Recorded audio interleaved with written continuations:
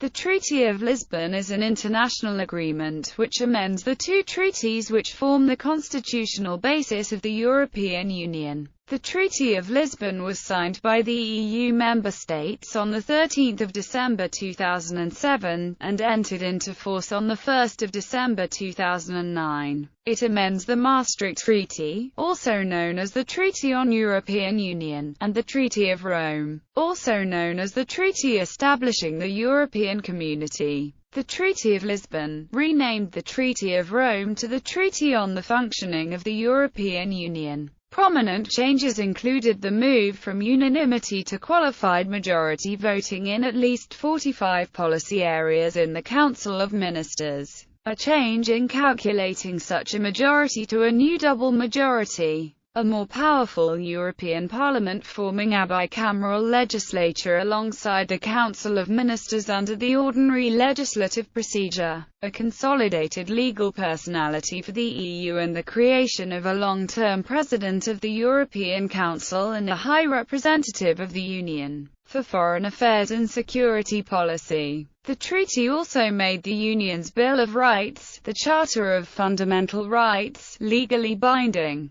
The treaty for the first time gave member states the explicit legal right to leave the EU and a procedure to do so. The stated aim of the treaty was to complete the process started by the Treaty of Amsterdam, 1997, and by the Treaty of Nice, 2001, with a view to enhancing the efficiency and democratic legitimacy of the Union and to improving the coherence of its action. Opponents of the Treaty of Lisbon, such as former Danish member of the European Parliament Jens Peter Bond, argued that it would centralize the EU and weaken democracy by moving power away from national electorates. Supporters argue that it brings in more checks and balances into the EU system, with stronger powers for the European Parliament and a new role for national parliaments. Negotiations to modify EU institutions began in 2001, resulting first in the treaty establishing a constitution for Europe, which would have repealed the existing European treaties and replaced him with a constitution. Although ratified by a majority of member states, this was abandoned after being rejected by 54.67% of French voters on 29 May 2005 and then by 61.54% of Dutch voters on 1 June 2005. After a period of reflection, member states agreed instead to maintain the existing treaties, but to amend them, salvaging a number of the reforms that had been envisaged in the Constitution. An amending, reform treaty was drawn up and signed in Lisbon in 2007. It was originally intended to have been ratified by all member states by the end of 2008. This timetable failed, primarily due to the initial rejection of the treaty in 2008 by the Irish electorate, a decision which was reversed in a second referendum in 2009 after Ireland secured a number of concessions related to the treaty. History. Background: the need to review the EU's constitutional framework, particularly in light of the accession of 10 new member states in 2004, was highlighted in a declaration annexed to the Treaty of Nice in 2001. The agreements at Nice had paved the way for further enlargement of the Union by reforming voting procedures. The Laeken Declaration of December 2001 committed the EU to improving democracy, transparency and efficiency, and set out the process by which a constitution aiming to achieve these goals could be created. The European Convention was established, presided over by former French President Valéry Giscard d'Estaing, and was given the task of consulting as widely as possible across Europe with the aim of producing a first draft of the constitution. The final text of the proposed constitution was agreed upon at the summit meeting on 18-19 June 2004 under the presidency of Ireland. The constitution, having been agreed by heads of government from the 25 member states, was signed at a ceremony in Rome on 29 October 2004. Before it could enter into force, however, it had to be ratified by each member state. In 2005, referendums held in France and the Netherlands rejected the European Constitution, while the majority of the member states already had ratified the European Constitution. Due to the requirement of unanimity to amend the treaties of the EU, it became clear that it could not enter into force. This led to a period of reflection, and the political end of the proposed European Constitution. New impetus in 2007, Germany took over the rotating EU presidency and declared the period of reflection over. By March, the 50th anniversary of the Treaties of Rome, the Berlin Declaration was adopted by all member states. This declaration outlined the intention of all member states to agree on a new treaty in time for the 2009 parliamentary elections. That is to have a ratified treaty before mid-2009. Already before the Berlin Declaration, the Amato Group, a group of European politicians, backed by the Barroso Commission with 2 representatives in the group, worked unofficially on rewriting the treaty establishing a constitution for Europe. On 4 June 2007, the group released their text in French, cut from 63,000 words in 448 articles in the treaty establishing a constitution for Europe to 12,800 words in 70 articles. In the Berlin Declaration, the EU leaders unofficially set a new timeline for the new treaty. 21 to 23 June 2007. European Council meeting in Brussels. Mandate for Intergovernmental Conference. The 23rd of July 2007. IGC in Lisbon. Text of Reform Treaty. 7 to 8 September 2007. Foreign Ministers Meeting. 18-19 October 2007. European Council in Lisbon. Final Agreement on Reform Treaty. The 13th of December 2007. Signing in Lisbon. The 1st of January 2009. Intended date of entry into force. Drafting, June. European Council on the 21st of June 2007. The European Council of Heads of States or Governments met in Brussels to agree upon the foundation of a new treaty to replace the rejected constitution. The meeting took place under the German presidency of the EU, with Chancellor Angela Merkel leading the negotiations as President in office of the European Council. After dealing with other issues, such as deciding on the accession of Cyprus and Malta to the Eurozone, negotiations on the treaty took over and lasted until the morning of the 23rd of June 2007. The hardest part of the negotiations was reported to be Poland's insistence on square root voting in the Council of Ministers. Agreement was reached on a 16-page mandate for an intergovernmental conference that proposed removing much of the constitutional terminology and many of the symbols from the old European Constitution text. In addition, it was agreed to recommend to the IGC that the provisions of the old European Constitution should be amended in certain key aspects. Due to pressure from the United Kingdom and Poland, it was also decided to add a protocol to the Charter of Fundamental Rights of the European Union. Among the specific changes were greater ability to opt out in certain areas of legislation and that the proposed new voting system that was part of the European Constitution would not be used before 2014. In the June meeting, the name Reform Treaty also emerged, finally clarifying that the constitutional approach was abandoned. Technically, it was agreed that the Reform Treaty would amend both the Treaty on European Union and the Treaty establishing the European Community, to include most provisions of the European Constitution, however not to combine them into one document. It was also agreed to rename the Treaty establishing the European Community, which is the main functional agreement including most of the substantive provisions of European primary law. 2. Treaty on the Functioning of the Union. In addition, it was agreed that, unlike the European Constitution where a charter was part of the document,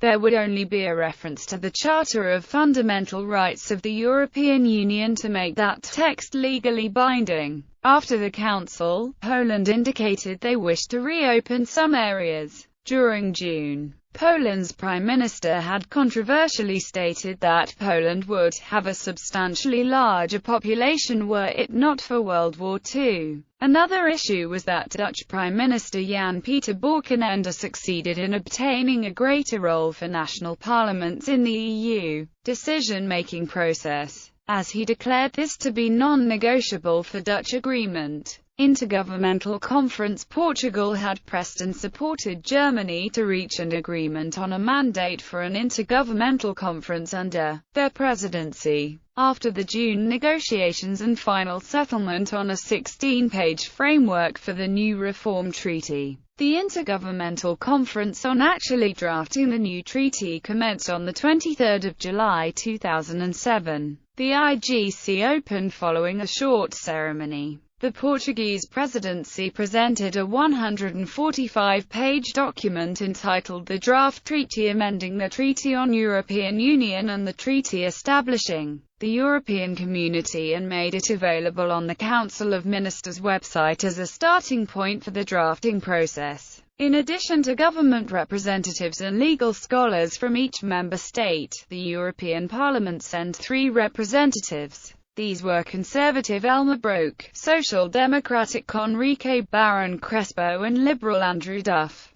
Before the opening of the IGC, the Polish government expressed a desire to renegotiate the June agreement, notably over the voting system, but relented under political pressure by most other member states, due to a desire not to be seen as the sole troublemaker over the negotiations. October European Council. The October European Council, led by Portugal's Prime Minister and then President in Office of the European Council, José Sócrates, consisted of legal experts from all member states scrutinizing the final drafts of the treaty. During the Council, it became clear that the reform treaty would be called Treaty of Lisbon because its signing would take place in Lisbon. Portugal being the holder of the presidency of the Council of the European Union at the time. At the European Council meeting on 18 and 19 October 2007 in Lisbon, a few last-minute concessions were made to ensure the signing of the treaty. That included giving Poland a slightly stronger wording for the revived Ioannina Compromise, plus a nomination for an additional Advocate General at the European Court of Justice. The creation of the permanent Polish Advocate General was formally permitted by an increase of the number of Advocates General from 8 to 11. Signing at the meeting of the European Council in October 2007, Portugal insisted that the treaty be signed in Lisbon, the Portuguese capital. This request was granted, and the treaty was thus to be called the Treaty of Lisbon, in line with the tradition of European Union treaties. The Portuguese presidency was appointed to the job of organizing the program for a signing ceremony. The signing of the Treaty of Lisbon took place in Lisbon, Portugal on 13 December 2007. The government of Portugal, by virtue of holding presidency of the Council of the European Union at the time, arranged a ceremony inside the 15th-century Jerónimos monastery, the same place Portugal's Treaty of Accession to the European Union was signed in 1985. Representatives from the 27 EU member states were present, and signed the treaty as plenipotentiaries, marking the end of treaty negotiations. In addition, for the first time an EU treaty was also signed by the presidents of the 3 main EU institutions. Prime Minister Gordon Brown of the United Kingdom did not take part in the main ceremony, and instead signed the treaty separately a number of hours after the other delegates. A requirement to appear before a committee of British MPs was cited as the reason for his absence. Approval by the European Parliament. The European Parliament voted in favour of a non-binding resolution endorsing the Lisbon Treaty by 525 votes in favour and 115 against on 20 February 2008 on the basis of an analysis of the treaty's implications by the Parliament's rapporteurs Richard Corbett, and Inigo Mendes de Vago. They had previously been the Parliament's rapporteurs on the constitutional treaty ratification. All EU member states had to ratify the treaty before it could enter into law. A national ratification was completed and registered when the instruments of ratification were lodged with the government of Italy. The month following the deposition of the last national ratification saw the treaty enter into force across the EU, under the original timetable set by the German presidency of the Council of the European Union in the first half of 2007. The treaty was initially scheduled to be fully ratified by the end of 2008, thus entering into force on 1 January 2009. This plan failed, however, primarily due to the initial rejection of the treaty in 2008 by the Irish electorate in a referendum, a decision which was reversed in a second referendum in 2009. Ireland, as required by its constitution, was the only member state to hold referendums on the treaty. In the UK, the European Union Bill was debated in the House of Commons on 21 January 2008. And passed its second reading that day by a vote of 362 to 224. Prime Minister Gordon Brown was absent that day, and left the bill to be defended by David Miliband. The Czech instrument of ratification was the last to be deposited in Rome on 13 November 2009. Therefore, the Treaty of Lisbon entered into force on 1 December 2009. The exact impact of the treaty on the functioning of the EU left many questions open. When its impact is assessed, the biggest winners from Lisbon have been Parliament, with its increase in power, and the European Council. The first months under Lisbon have arguably seen a shift in power and leadership from the Commission, the traditional motor of integration, to the European Council with its new full-time and longer-term president. The split between the Commission and European Council presidents involved overlap, potential rivalry, and unwieldy compromises. There was some expectation that the posts may be merged, as allowed under new treaty, in 2014 when their two mandates expired. Parliament has used its greater powers over legislation, but also, for example, over the appointment of the Commission to gain further privileges from President Barroso, and it used its budgetary powers as a veto over how the External Action Service should be set up. It also applied its new power over international agreements to rapidly block the SWIFT data sharing deal with the US and threatened to do so over a free trade agreement with South Korea. Like the Commission, the Council of Ministers has, relatively, lost power due to Treaty of Lisbon. Its dynamic has also changed as member states have lost their veto in a number of areas. Consequently, they have had to come up with stronger arguments faster in order to win a vote. The presidency of the Council, which continues to rotate among member states every 6 months, has lost influence. The Prime Minister of the country in question no longer chairs the European Council. Its foreign minister no longer represents the EU externally. Functioning as an amending treaty, the Treaty of Lisbon is not intended to be read as an autonomous text. It consists of a number of amendments to the Treaty on European Union and the Treaty establishing the European Community, the latter renamed Treaty on the Functioning of the European Union, in the process. As amended by the Treaty of Lisbon, the Treaty on European Union provides a reference to the EU's Charter of Fundamental Rights, making that document legally binding. The Treaty on European Union, the Treaty on the Functioning of the European Union and the Charter of Fundamental Rights thus have equal legal value and combined constitute the European Union's legal basis. A typical amendment in Treaty of Lisbon text is: the Commission has published a consolidated text which shows the previous treaties as revised by the Treaty of Lisbon. Fundamental Rights Charter. The 55 Articles of the Charter of Fundamental Rights of the European Union enshrine certain political, social, and economic rights for both European Union citizens and residents, into EU law. It was drafted by the European Convention and solemnly proclaimed on 7 December 2000 by the European Parliament, the Council of Ministers and the European Commission. In the rejected treaty establishing a constitution for Europe, the Charter was integrated as a part of the treaty itself. In the Lisbon Treaty, however, the Charter is incorporated by reference and given legal status without forming part of the treaties. The EU must act and legislate consistently with the Charter, and the EU's courts will strike down EU legislation which contravenes it. The Charter only applies to EU member states as regards their implementation of EU law and does not extend the competences of the EU beyond its competences as defined in the treaties.